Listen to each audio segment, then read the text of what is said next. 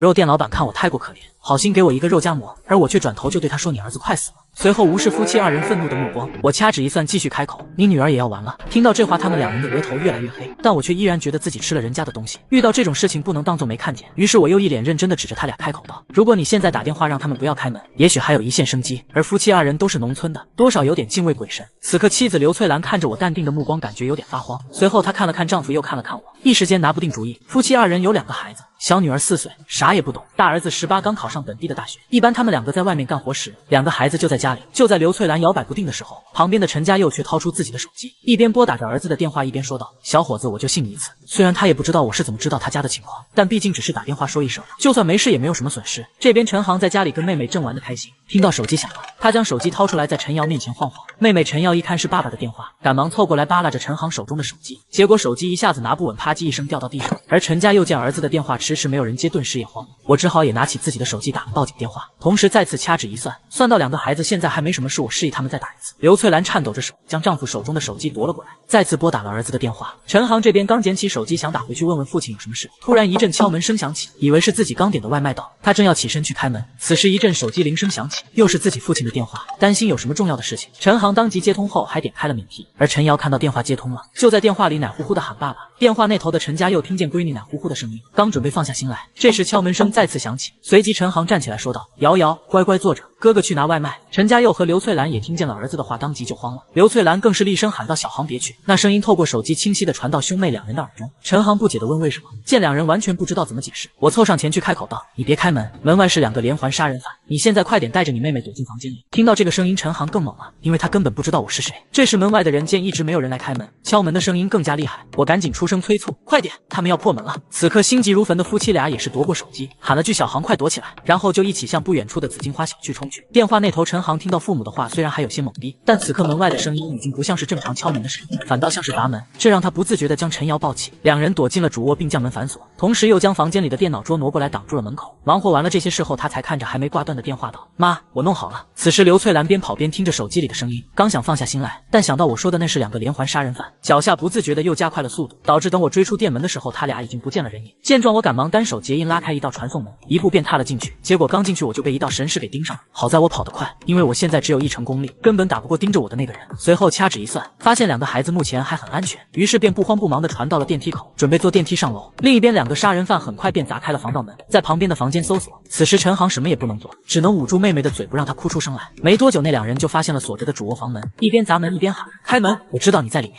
陈航抱着陈瑶瑟瑟发抖，他前面18年的人生顺风顺水，父母疼爱，家庭幸福，根本没经过这么恐怖的事情。此时外面的砸门声音更大，陈航赶紧带着陈瑶又躲进了主卧里面的卫生间，把卫生间的门锁上。而陈家的房子在最顶楼，我在电梯里等了一会，等我到的时候就看见陈家大门大开。虽然知道2个孩子现在还没有生命危险，但还是忍不住加快脚步跑了进去。结果一进去就见2个身材魁梧的大汉已经砸开了主卧的门，只见他俩手里都拿着40-50斤的大铁锤，正准备砸卫生间的门，眼看着就要破门而入。我赶忙双手结印给他们施了个定身咒，2人瞬间被定住。刚刚还在兴奋砸门的2人，一下子除了眼珠子，全身上下都动弹不得。而此时的我由于连续施法灵力消耗太大，全身都是冷汗，不过幸好算是赶上了。我知道以自己现在的功力定身术维持不了多久，所以这2个人要尽快绑起来，把2个男人手中的大锤都扔掉后，然后喊了句：“陈航，可以出来了。”而陈航本来听见房间的门被砸开，心里慌的一批，突然又听到我这个陌生人叫他出来的声音，他不敢说话，更不敢出去。见状，我无奈的叹了口气，看来只好自己找了床单将那2人绑起来了。此时他俩看我的眼神就像要吃了我一样，而我就当作没看见。绑到第2个人的时候，7-8个警察冲了进来，陈家佑夫妻也跟在后面，随后一把黑洞洞的枪口就对准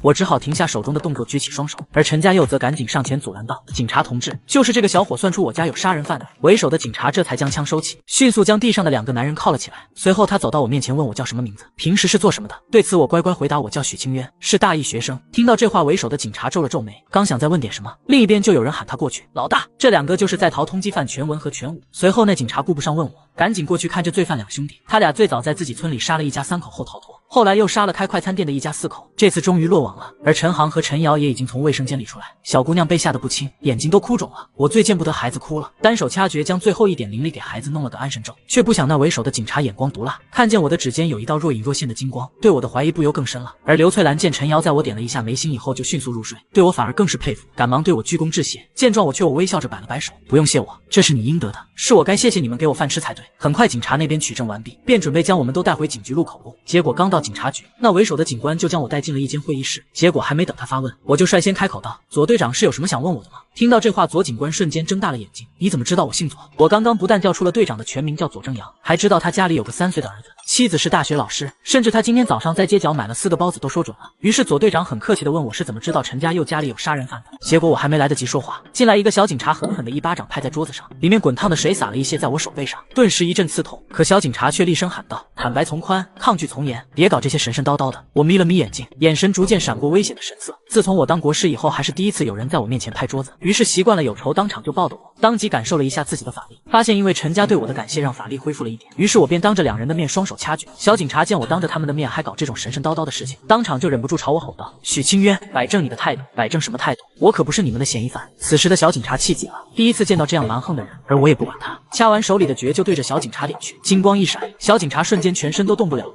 只能睁大2只眼睛瞪着我。我则是双手一摊，开口道：“我向来有仇当场就报，谁都不能惹到我头上来。”左正阳亲眼见证了我的神奇之处后，也切实知道我不好惹，于是便轻声看着我开口道：“许同学能放了他吗？”“那不行，我一向有仇必报。”说着我伸出自己的右手，上面是被热水烫红的一片。“对不起，我代他向你道歉。”可我勾起嘴角并不说话，显然不是很接受他的道歉。左正阳索性也不管小警察了，直接问起我正事来：“许同学，你还知道什么？”他一直觉得小警察这个咋咋呼呼的性子其实根本不适合他们这行，而我则看出他的想法后微笑着说道：“我还知道他这个性子，如果不改的话活不过下个月。”虽然此时我面带微笑，但是眼神里却是冰冷。通过警察的面相，我得知这个月底他们会有一个重大活动，因为这个小警察的一个疏忽，却让左正阳所带的这个队伍死的一个不剩。左正阳的天庭饱满，五官端正，原本应该是一个福泽圆满为国为民的人，根本不该死在那次活动。此时的左正阳听到这话先是一愣，想起之前的种种，他现在其实已经相信我的话，毕竟世界上总有许许多多他们不知道的人和事。于是他又问了一些细节，便直接让我出去。而刚刚被解开术法的小警察则怒目而视地盯着我离开的背影。“队长，他一个学生出现在现场，结果还没问清楚你怎么就放他走了？我怀疑你在放水。”毕竟在他看来我这样的人就是神棍，绝对有问题。却不想左正阳没有理他，反而直接拉开凳子收拾好东西就出去了。到门口的时候还回头道：“我会跟上面反映，你不适合我们队。”一听这话，小警察直接炸了，他3、2步就走到左正阳面前，满眼的怒火和不敢置信。“队长，你这话是什么意思？”左正阳冷冷地盯着小警察：“我不知道你是怎么通过考核的，但是我们这行太危险了，不适合你。”说完就留下满脸不敢置信的小警察离开了。可那小警察很不甘心，直接往左正阳相反的方向走去。毕竟他花费了那么多努力才来到这里做一名刑警，结果现在说不适合就让他走，他不能接受。而另一边的我出来的时候，警局大厅里只有陈航抱着陈瑶，陈家佑2夫妻还没出来。陈航眼尖的看见我喊道：“大师这边由于耗费太多法力，我早已经饿得头昏眼花，所以我根本不想理他，直接从他面前走了过去。”陈航有点懵逼，怎么刚刚还聊得好好的，就过了一会儿就不理他了，于是连忙喊道：“大师，我妈叫我带你去我们店里吃饭。”说着还立马跑过来招呼我跟上他。刚刚想着吃饭，现在就有人送上门了，我这才毫不客气的跟上。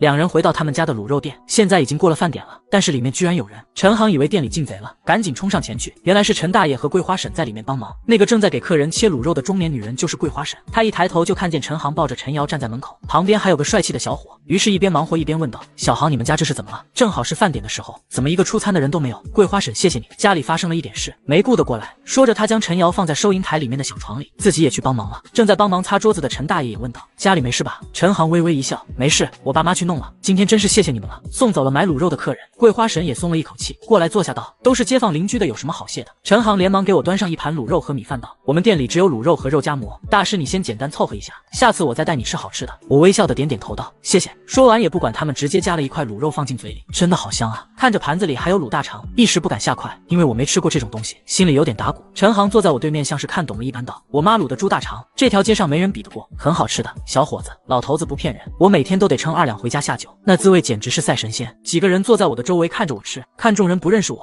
陈航便将早上发生的事一五一十跟他们全说了。急性子的桂花婶更是2、3步走到睡着的陈瑶身边，看到没受伤就放心下来，没事就好，大难不死必有后福。只不过桂花婶看我是个年轻的小伙子，有点不敢相信：“小伙，你真的是大师吗？”“算是吧。”此刻我看着吃光的盘子，肚子还没饱，但是不好意思直接开口，心里正盘算着如何让陈航再给我添一点。倒是年纪最大的陈大爷明白了我的意思，没说一句话就把桌上的盘子拿走，又给我切了一盘卤肉，又拿了一个盘子装了些素菜。此时被吊起好奇心的桂花婶想让我也给他算算，结果我嘴里嚼着肉，有点含糊不清的说了句100块一卦。桂花婶当即从兜里掏出100块钱放在我面前：“小伙子，我什么都不说，你能算出来吗？”随后我抬眼仔细看了一眼桂花婶，点了点头，然后便咽下食物开口道：“您今年61岁，有2个儿子1个女儿，另外还收养了2个儿子，但是您这辈子没有亲孙子缘。”却不想听到这话，桂花婶呵呵一笑：“小伙子，你这就说错了，我小儿媳2年前才给我生了一个孙子，怎么会没有亲孙子呢？”陈大爷也在一旁补充道：“对，桂花跟我们几十年的邻居了，一点没错。”我摇摇头道：“您有孙子缘，但是没有亲孙子缘，除开您小儿子，其他的我可有说错？这个确实没错，但是我小儿子2年前生了个儿子，1年前又生了个闺女。”听到这话，我微微一笑。桂花婶，既然我前面算的都对，那为什么关于你小儿子我算的就错了？将盘里最后一块卤大肠吃进嘴后，我满足地摸摸自己的肚子，继续道：“我不骗你，你小儿媳在结婚前就已经怀孕了。”陈航此时也在一旁帮衬道：“桂花婶，大师不会骗人的，现在科学发达了，还可以去医院查查嘛。”经过上午那一遭，他现在已经非常信任我了，简直对我的话深信不疑。陈大爷见桂花婶有点异动的样子，也在旁边赶紧补充道：“话是没错，但是会伤了一家人的和气。”可桂花婶似乎是想开了，那就偷偷查查，反正我有4个孙子，他们都是孝顺的。虽然他确实很想要一个亲孙子，但是没有也不能强求，管他是不是亲的，也没多大差别。但是小儿媳妇这事还是得跟儿子说一声。陈大爷听闻松了一口气：“你能想开就好。”桂花婶笑着打哈哈：“哎呀，不说这个了，小伙子你真是神啊！老陈家的事你是咋知道的？”听闻我随口回了一句：“算到的呗。”桂花婶此时的八卦之魂熊熊燃烧起来。那你知道他们为什么要杀人吗？我叹了口气道：“个人有个人的缘法，都是苦命人。”桂花婶此时闪着八卦好奇的眼神道：“那你仔细说说呗。”陈大爷和陈航也紧紧盯着我，明显非常感兴趣的样子。他们俩是兄弟，小时候父母双亡吃百家饭长大，但村里的人对他们都还是好的，时不时接济一些，一直到2兄弟长大。隔壁村的一个人说要带他们去打工挣钱，谁知道转手就将他们卖到黑煤厂，2兄弟在里面干了5年才逃脱出来。这时候他们也不敢相信别人了，就自己找工地干活，拿到钱就自己存着。干了几年以后，他们也存了一点钱，这时候他们也已经20几岁了，就想回村里娶个媳妇过日子。他们回到村里建了新房子，经过村里人的介绍，全文娶了隔壁村的一个姑娘。这姑娘虽然书读的不多，长得一般，但是干活是一把好手，2人的生活倒是很美满。后来全武经过村里人介绍也娶了一个姑娘，这个姑娘虽然2婚带着一个孩子，但是也是能安心过日子的。然后2兄弟很快各自有了孩子，生活也红红火火的。他们又开始出门打工，就剩2个女人和3个孩子在家里。这天正在工地上干活的全文接到村里的电话：“喂，村长呀，啥事？”“全文，你们快回来吧，你家出事了。”“村长，我家能有啥事啊？”全文听到出事就将手中的东西丢了：“你家应该是遭贼了，乱得很，也不知道大人孩子有没有事，快点吧。”说完那边的就把电话挂了。于是全文赶紧叫上全武，2个人骑着摩托车花了2个多小时才回到村里。这时候他们家门口已经没什么人了。自觉发生大事的全文丢下摩托车冲上去疯狂叫门，但还是全武镇静一些，掏出钥匙打开大门后，发现房门紧锁，屋里安安静静的，没有一点声音。全文顿时心更紧了，砰砰撞了2下才将房门撞开。但是映入眼帘的是全文这辈子都没办法忘记的事，他的媳妇全身赤裸，抱着孩子蜷缩在房间的最角落，眼神空洞。他赶紧跑过去给陈芳披上衣服，抱着她轻声道：“芳芳别怕，我回来了。”而陈芳有点愣神，2只眼睛一眨不眨的看着他，随后像是受到刺激了一般挣扎着往后退，嘴里还喊着别过来别过来。全文见状声音哽咽，眼眶含泪，紧紧的将他抱进怀里，用了半天力气才让陈芳的理智回归。他紧紧抱住全文：“阿文，我对不起你，我脏了，你别不要我。”发现2个女人都被玷污后，2兄弟就想着自己查到底是谁干的，但是也没查到。可家里不太平，他们也没法出去打工，在家里陪着自己媳妇。就这样安安稳稳的过了半年，2个女人也恢复了一些，2兄弟也不能坐吃山空，就商量着去隔壁村做点零工补贴家用。这天他们收工后，开开心心的拎着一大条猪肉回家时，听到了家里不一样的声音：“你叫啊，叫破喉咙也没人来救你，乖乖从了我们。”另一个男人的声音从房间里传来：“大哥跟他们废什么话，绑起来先爽一把，这种少妇最是好玩，怪他们家2个男的一直在家这么久，这次可要好好玩。”4个男人的声音传出来，在门外的2兄弟火冒三丈，全文当即丢下手中猪肉，抄起旁边的烧火棍就冲进去。他一进去，简直不敢相信自己的眼睛，他媳妇和弟妹被捆住手脚丢在床上，旁边围着5个男人，手正在到处摸着。全文挥舞着手中的棍子，将最近的男人打倒。全武拿着棍子也冲进来，几个人顿时扭打在一起。全文、全武2兄弟虽然平时干体力活，身强力壮的，但是也打不过5个人，2人挨了许多打，最后鼻青脸肿的躺在地上起不来。旁边的人家听见声音过来看都震惊了，最后打了报警电话。2兄弟进了派出所，但是在派出所期间没人提审，他们直接被丢进看守所拘留15天。等他们回到家的时候，看见的就是被折腾得奄奄一息的媳妇，几个孩子也不知所踪。他们赶紧将2人送到医院，把他们安顿好，才有时间去报警。他们当地的派出所接了报警，但是许久都没有结果，最后还是在一个婶子口中得知，他们县城的公安局局长是其中一个人的舅舅，有他在他们不会成功的。心里咽不下这口气的2兄弟打算去市里报案，在他们出门之前，打算将媳妇送回娘家，谁知道他们刚出村就被警察抓走了，又在拘留所里关了15天。等他们回到家，媳妇已经被凌辱致死，死了几天都没人发现，尸体都已经发臭了。他们恨老天爷为什么要这么对他们。他们非常平静地处理完自己媳妇的后事，将孩子托给娘家照顾。当天晚上便杀了其中一个男人的全家，后来又在县城杀了第2个男人的一家4口。而他们之所以找到陈航一家，其实另有缘由。肉店老板看我太过可怜，好心给我一个肉夹馍，而我却转头就对他说：“你儿子快死了。”随后无视夫妻2人愤怒的目光，我掐指一算，继续开口：“你女儿也要完了。”原来当时正有2个连环杀人犯在砸他家的。说起来，这两个杀人犯也是苦命人，他们之所以杀人，也是因为受了天大的委屈，而之所以找到了陈航他们家，完全是因为最后找错了楼。他们想要报复的那家就在隔壁单元。听完他两人的事，在场的人都唏嘘不已。随后陈航好奇的开口问道：“大师，那个公安局长会怎么样？”我微微一笑，说了俩字：“快了。”然后在众人的疑惑中准备起身离开。此时陈航欲言又止的喊了一声：“大师！”我回头问他怎么了，他纠结了好一会儿才道：“我就是好奇，要是我开门了会怎么样？”我边说边走，开门的瞬间，你被大锤子敲中脑袋，你妹妹也没能躲过去。你父母回家发现的时候，凶手已经逃之夭夭了，他们后悔自责，最后家破人亡。等说完，已经走到门口了，而桂花婶则惊呼出声，嘴里还念叨着幸好幸好。随后回过神来的陈航冲出来挡在我面前，将手里的饭盒递给我：“大师，谢谢你救了我们，这是一些卤肉，您带回去吃，以后我再给您送。”我接过后道了句谢谢，然后就走在大街上。其实我不是这个世界的人，我本是另一个世界的离国国师，一人之下万人之上，受万众敬仰，只因渡劫失败，肉身尽毁，灵魂穿越到了这个孤儿身上。最让我头疼的是，我那本来差点可以逆天的修为，到了这里仅剩下了一点点。除此之外，面对这个陌生的世界，最大的问题就是怎么赚钱，总不能学天桥下摆摊的算命先生也去算命吧。正在考虑着要不要走回去时，迎面走过来的一个老大爷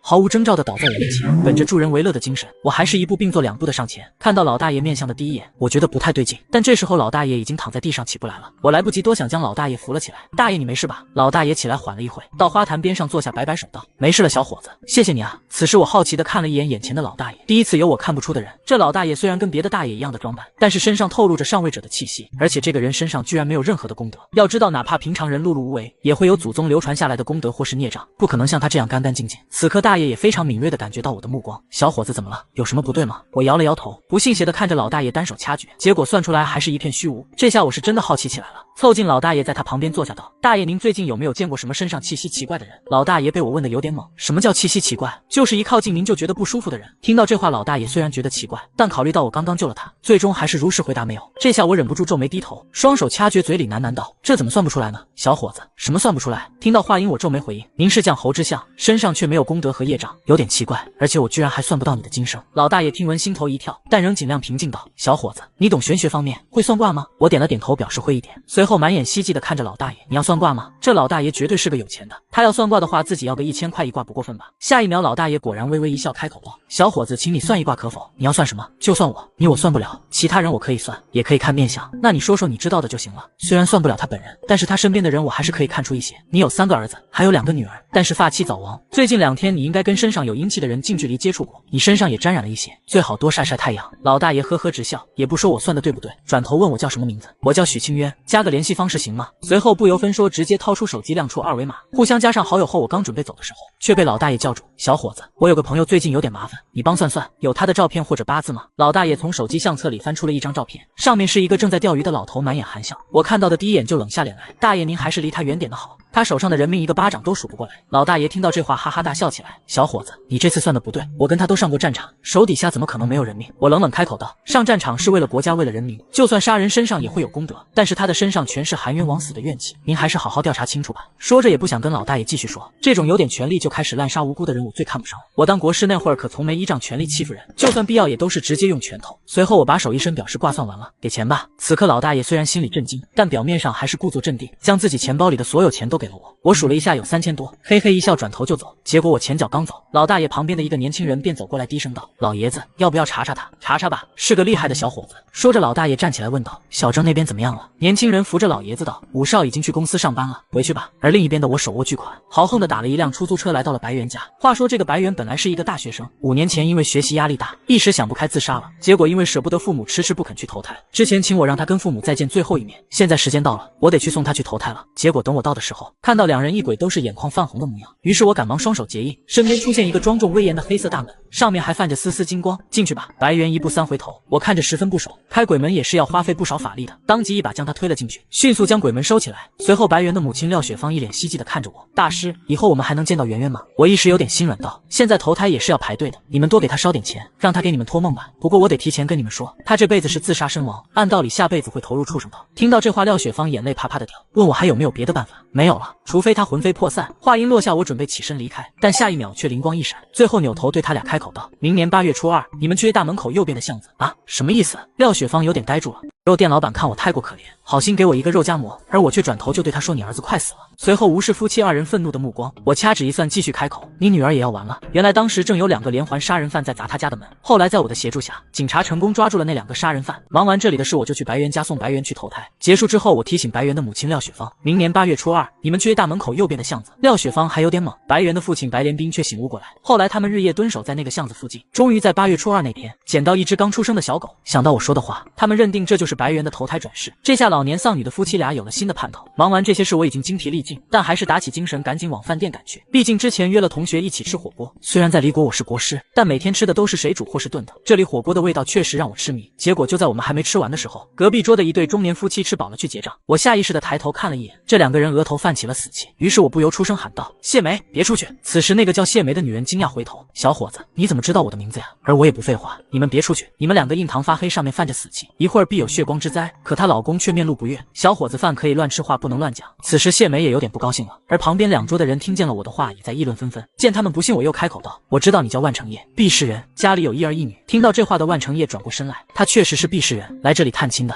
而且他自认跟眼前的我从没见过。谢梅更是惊讶，开口问我是怎么知道的。我轻飘飘的丢下一句：“等一会儿你们就知道了。”然后就继续吃起来。结果没过多久，一个中年男人匆匆跑进来：“先生，你们没事太好了。”而随着中年男人跑上来，楼下开始热闹起来，一群人惊呼：“杀人了！”我再次看了一眼2人的面相，上面的死气还没消散，显然他们的劫难还没过去。此刻万成业见自家的司机慌慌张张的样子，也是赶忙问道：“老张，下面怎么了？”老张拍了拍胸脯：“老板，下面有2个杀人犯随机杀人，现在已经伤了几个了，都是从火锅店出去的。”话音落下，一道人影进入火锅店，我一看暗道不妙，赶紧站起来准备应对。那人看了一圈后，便径直朝万成业走过来。在距离万成业还有2步的时候，那人从怀中掏出一把刀，直直刺向万成业。而此时万成业背对着门，根本没有注意到，可我却一脚踹在他膝盖上。那人重心不稳，直往后倒。万成业听到声音，回过头就看到一个男人拿着刀倒在后面。老张这才反应过来，夺过他手中的刀，将他摁在地上。谢梅这时也反应过来，这些人就是冲着他们来的。刚刚结账下去的话，下面有人等着。见他们不出来，他们这才直接进店强杀。随后万成业双手递上自己的名片：“小伙子，真的太谢谢你了，救了我们夫妻的命，以后有需要我们的地方，我们绝不推脱。”可我风轻云淡的摆了摆手，接下名片后又坐回去继续吃火锅。万成业这才又招呼服务员将我们这桌记他账上。结果刚过没几天，我就接到了谢梅的电话，说是给我介绍了一个客户。等我到的时候，谢梅已经到了，她的身边坐着一个穿着旗袍的贵妇。谢梅跟那贵妇介绍说：“阿兰，这就是我跟你说过的大师。”又回过头跟我介绍说：“小伙子，这就是我跟你说过的那个撞鬼的朋友，他叫叶兰，你帮他看看。”可叶兰却皱了皱眉，明显不太相信我，但还是礼貌的招呼我坐下。而我只看了一眼她的面相，心里便开始冷笑：“叶女士，仔细说说情况。”可叶兰只是端起桌上的茶杯，慢慢喝了一口：“我们家其实没什么事，麻烦许先生跑一趟了。”谢梅眉头一皱，就明白过来叶兰这是不相信我，而我本来也不是很想接这个活，但看谢梅焦急上火的模样，还是多问了一句：“叶女士家里真的没有吗？你不是天天都能看见她？”听到我的话，叶兰的手抖了抖，但很快神色如常。许先生说笑了，我们都是凡人，怎么可能看见鬼？我又喝了口茶，叶女士不是说家里没事吗？怎么知道我说的是鬼？叶兰脸上的笑容尽收，声音里喊着威胁道：“许先生可不要乱说，我家里可没这种东西，我最烦这种人了。”直接站起来道：“谢阿姨，我先回去了，您以后还是离他们家远一点，他们现在是自作自受，距离破产不远了。”听到这话，叶兰终于不淡定了，我的话让她分不清是虚张声势还是真有本事，于是她叫住我开口道：“许先生，只要你帮我们家解决问题，我们家给你100万。”我冷着脸回道：“林太太不是知道怎么解决最好吗？”叶兰眼中的神色晦暗不明，她知道我已经知道了。300万。眼见我不为所动，她又伸出一个手掌：“500万，许先生，只要你能帮我解决，我立刻给你500万。”好多钱啊！我立马心动了，但想想这钱不干净，拿了说不定挨老天爷的雷劈，还是算了。我故作玄虚的拍拍手道：“叶女士真是不好意思，我已经报警了。”听到报警，叶兰疼的站起来：“许清渊，你什么意思？”我冷着回瞪回去：“就是送你进去蹲局子的意思。”叶女士，杀人偿命的道理你不会不懂吧？叶兰瞬间被我的眼神吓退，站起来就想走。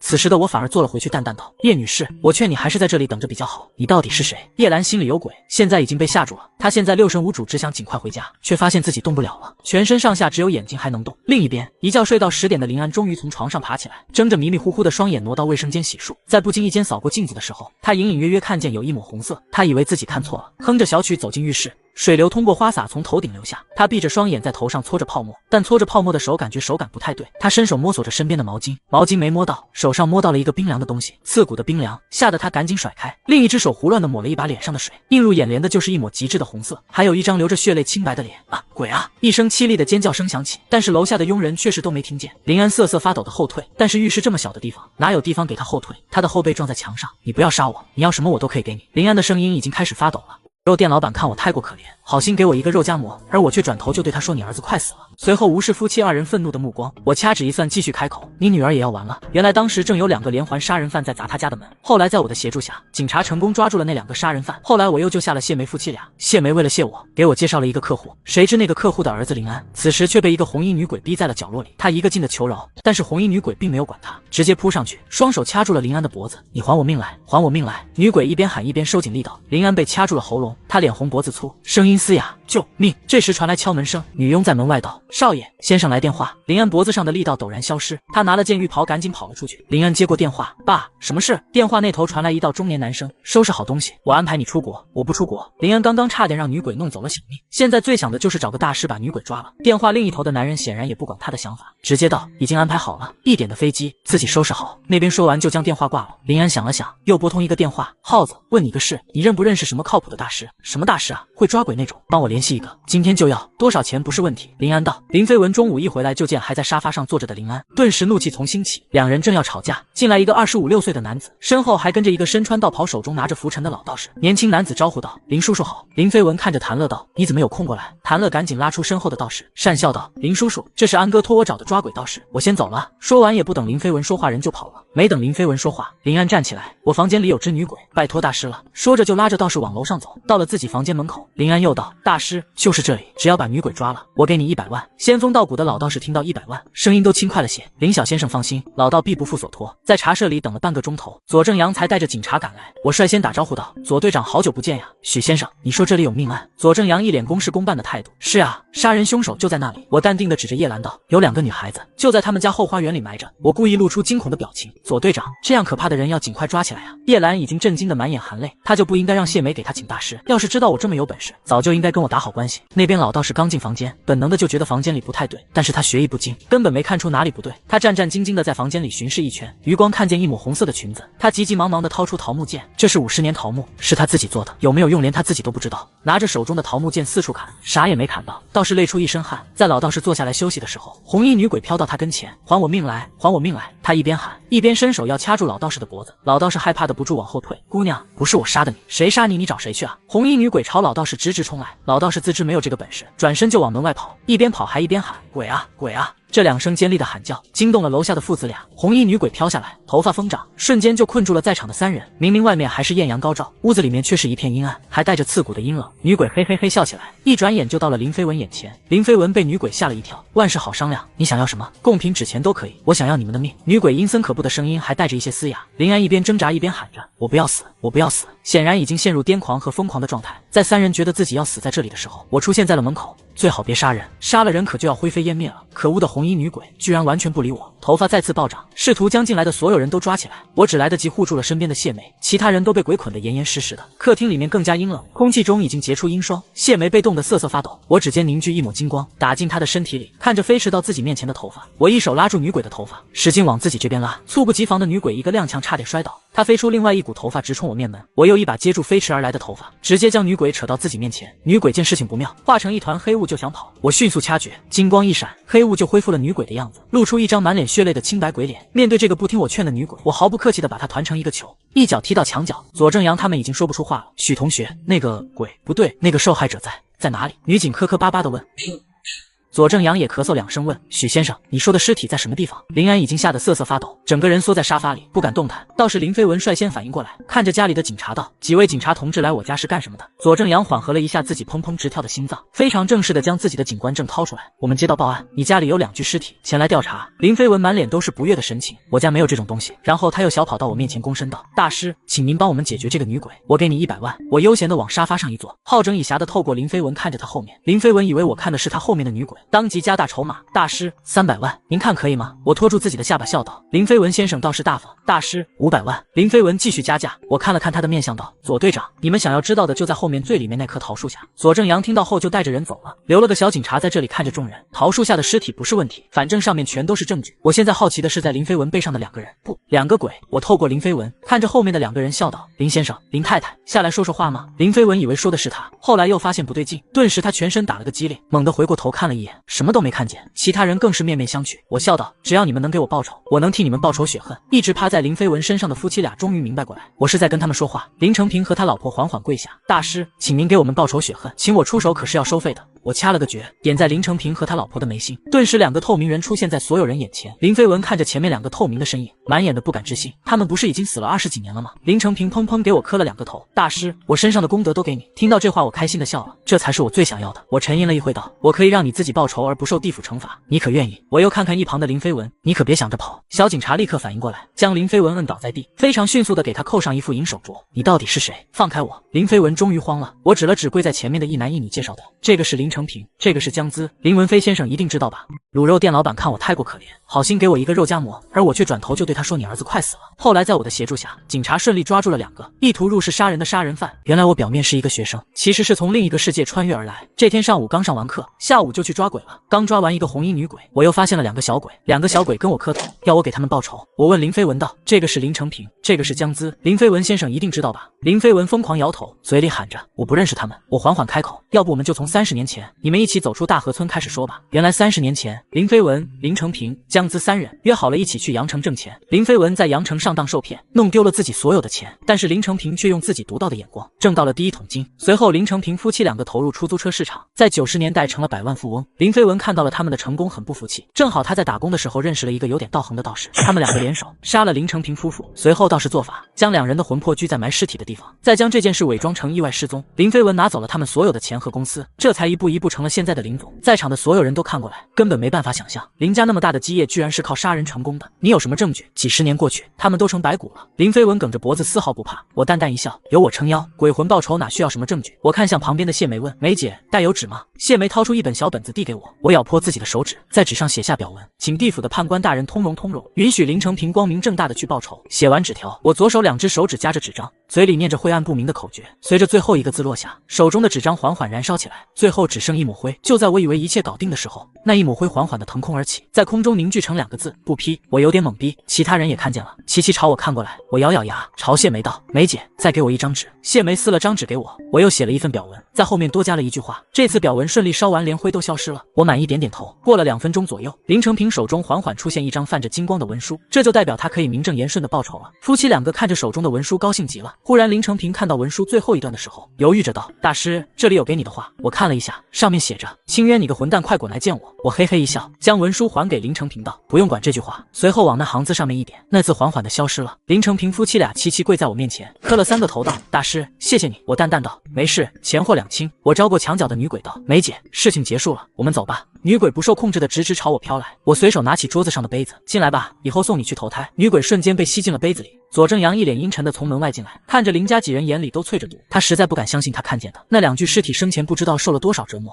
他走到我面前道，许先生，谢谢你。不用谢，纯粹我看不惯他们。说着我就要走，左正阳将我拦住道，许先生，还要麻烦你跟我们回去做笔录。女警凑到我面前，指着地上的林飞文问道，他现在是什么情况？时间太久了，我们不一定能查到线索。我微微笑道，没关系，他们自己可以报仇。一大批警察带着法医还有各种专家过来，左正阳亲自带着我和谢梅回去做笔录。做完笔录，我忽然想起来，提醒道，左队长，林安的问题也不小，你可以关注一下他房间的电脑。左正阳是第一次接触这些东西，他犹豫了一会儿问道，许先生，算命能知道这么多吗？我哈哈大笑，别人不行，但是我可以，当然经过修炼的人也可以。老道士见我要走，赶紧追上去，一脸谄笑道，大师求您收我为徒。我瞥他一眼，冷冷道，你最好赶紧滚，以后少做点妖，千万别落到我手里。走出大门，谢梅已经在外面等了，万成业也在旁边。清渊，没事吧？谢梅迎上前来，关心地问道。我点点头道，我没事。又跟万成业打招呼道，万先生，许久不见。许先生，去哪里？我送你。万成业拉开车门，不用了，谢谢万先生，你带梅姐回去吧。万成业点点头，我敲了敲谢梅这边的车窗，梅姐，你把手伸出来。谢梅也没问什么，就把自己的手伸出来了。梅姐，我在手镯上给您画道平安符。好好好，谢谢清渊。谢梅是见过我的手段的，当即将手镯退下来交给我，我接过玉镯子，手指凝聚金光，刻画了一道平安符，凝聚进玉镯里。好了，梅姐注意安全。我将手镯交给谢梅，便摆摆手走了。话说当天晚上，林飞文就做了一个梦，梦里他躺在一个昏暗的房间里，有2个人拿着刀一刀又一刀的在割他的肉，他很疼，想喊救命，但是发不出声音。他想挣扎，但是动弹不了，他只能清晰地感受着自己身上的肉被一片一片的割下来。在死去的下一刻，他又回到了那个昏暗的房间，那2个人又在割他的肉。他不知道在梦里死了多少次，但是那种刺骨的疼痛如影随形，以后每天晚上他都会梦到。他不敢睡觉，渐渐的，不管是白天还是黑夜，总能看见那夫妻两个在割他的肉。另一边，叶兰被我的定身咒定住，什么都干不了，最后只能被警察带走，因为证据确凿。叶兰直接被收进看守所，随时准备提审。叶兰自从被关进看守所以后，每天都不敢睡觉。她晚上只要一闭上眼睛，就会回到自己当初亲手建立的密室里，然后一鞭子狠狠地落在自己身上，将自己打得血肉模糊。周而复始，那种极致的疼痛让他不敢睡觉，只能强撑着睁开眼睛。长时间没有得到充足睡眠的叶兰迅速衰老下去，跟之前的贵妇人大相径庭。当林飞文过来看她的时候，简直不敢认，才50多岁的叶兰已经像是60、70岁的模样了。而当初被叶兰折磨致死的那2个人，又是另一个故事了。卤肉店老板看我太过可怜，好心给我一个肉夹馍，而我却转头就对他说：“你儿子快死了。”后来在我的协助下，警察顺利抓住了2个意图入室杀人的杀人犯。原来我表面是一个学生，其实是从另一个世界穿越而来。这天上午刚上完课，下午就去抓鬼了。这个被我制服的红衣女鬼原名叫程霜，他们一家家庭幸福，上面还有个哥哥叫程丹。程霜大学毕业以后进入林家公司上班，他能力出众，从小职员做起，只花了3年时间就做到部门经理。部门经理就免不了时常跟老板有接触。有一次程霜接了一个大项目，正在跟他汇报工作，林飞文一边听一边朝他靠近，还用色眯眯的眼神看他。就在这时，叶兰推门进来，就看见2个人差点就要挨在一起的画面。叶兰不动声色地看了一眼程霜，眼前的女人年轻漂亮，她极度的想要毁掉。项目完成之后的庆功宴上，林飞文对程霜展现出另眼相待，让旁边的叶兰看得咬牙切齿。这天下班以后，叶兰开着车到地下停车场等程霜。程小姐。程霜下来的瞬间，叶兰就叫住了她。叶女士，你找我？程霜问。有一点事情想向你请教。叶兰微笑道。现在是下班时间，叶女士有事可以明天再说。程霜跟叶兰接触不多，但是也在同事嘴里听说了叶兰不是个好相处的，麻烦程小姐一点时间。程霜正想继续拒绝，这时从旁边出现2个人高马大的男人，一上来就用沾了麻药的布捂住了程霜的口鼻，随后将程霜拖上叶兰的车。那2个人开着程霜的车出去了。叶兰又在车库里等了半个小时，才开车回到家中。她支开所有的佣人，将程霜拖进地下室里，随意丢在里面唯一的一张床上，又在她的脖子上套上项圈，锁链连接在墙的一角。过了许久，程霜才慢悠悠的醒来。叶兰一只手拿着馒头，一只手拿着鞭，笑盈盈的问：“程小姐，我替你准备的这个房间你还满意吗？”叶兰，你到底想干什么？囚禁是违法的。叶兰将馒头丢在程霜的脚边道：“我可没有违法，你现在因为开车冲进江里已经死了，尸体都没有找到，你的父母在江边哭得要跳江呢。”说着就一鞭子朝程霜甩过去，程霜直接摔倒在地。叶兰，为什么要抓我？程霜怒吼地朝叶兰扑过去，但是脖梗的项圈让他根本靠近不了叶兰，而叶兰挥过来的鞭子却可以完美地落在程霜的身上。待叶兰打够出完气以后，程霜已经奄奄一息了。叶兰一脚踩在他的脸上，恶狠狠道：“这就要怪你自己了，勾引我老公，你说我不弄死你弄死谁啊？我没有，你这样的贱人是不会承认的，但是我怎么能放过你呢？你的好日子还长着呢。”说完就走了。程霜的家人根本没有办法接受他已经死了的结果，天天去公司还有警察局要结果，最后还是以意外结案了。程霜每天都受到叶兰的折磨，直到2个月后才断气。叶兰觉得这种方法挺好的，他又带回一个姑娘，是林飞文身边的秘书。成为鬼魂的程霜就这样眼睁睁地看着这个姑娘没到1个月便被折磨致死。叶兰将程霜2人的尸体趁着夜色埋在树下，随后又不准任何人靠近那片区域。程霜在吞了那个女孩子的鬼魂后迅速变成厉鬼，后来他又吞噬了许多油腐，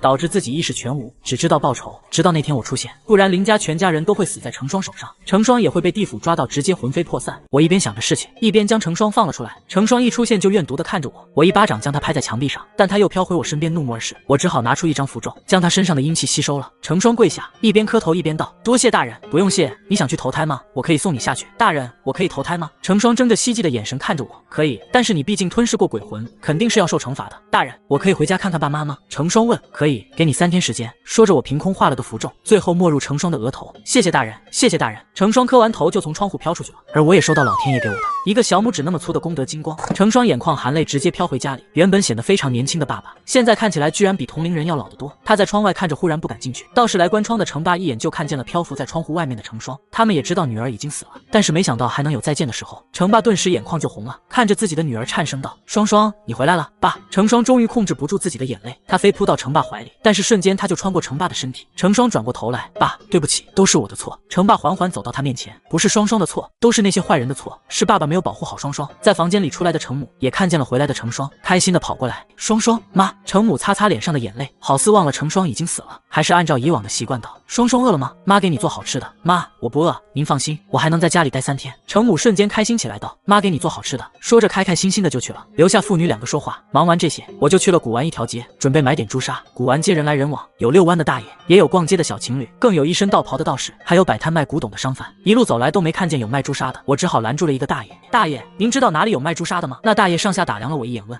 小伙子买朱砂，我点了点头。大爷道：往前面7、8米的地方有个叫林清阁的店，他们的朱砂最好。谢谢大爷。我找到林清阁的店铺，里面有点空荡荡的，只有货架上摆着一些黄表纸，还有一些不太入流的法器。一个年纪大约25、6岁的年轻人正坐在椅子上打游戏。我咳嗽一声，年轻人抬头看我一眼，帅哥，你要买东西？要一点朱砂和黄表纸。我边说边看，这间店铺虽然不大，但是货架上的东西都是真材实料。年轻人也没有放下手机道：你买朱砂做什么？我没回他，径直道：麻烦拿给我看看品质。年轻人站起来，走到最里面的货架上，拿了3盒朱砂放在柜台上。我只看了一眼便道：这些朱砂不符合我的要求。